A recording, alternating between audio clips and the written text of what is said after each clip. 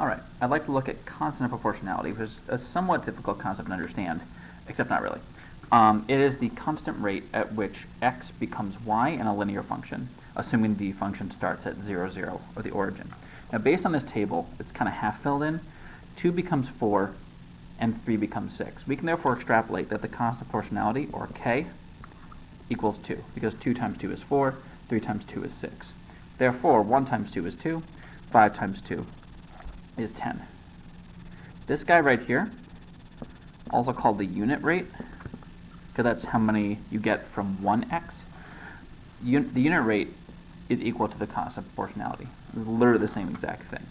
Now you can find the constant of proportionality in a number of different ways.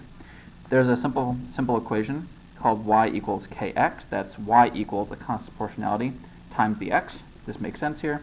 You also could just find the constant of proportionality by doing k equals y divided by x, or y over x, and it'd be the same exact thing. Now, there are lots of examples where a relationship is not proportional and there is no constant proportionality. This is one of those examples. Here we have that 2 becomes 3, 6 becomes 12, 10 becomes 20. I could say 6 times 2 is 12 and 10 times 2 is 20, but 2 times 2 is not 3. Therefore, this relationship is not proportional because there is no k.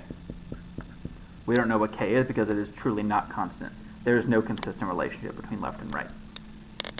So once again, just to review, to find the constant of proportionality, you try to find the unit rate of a consistent relationship.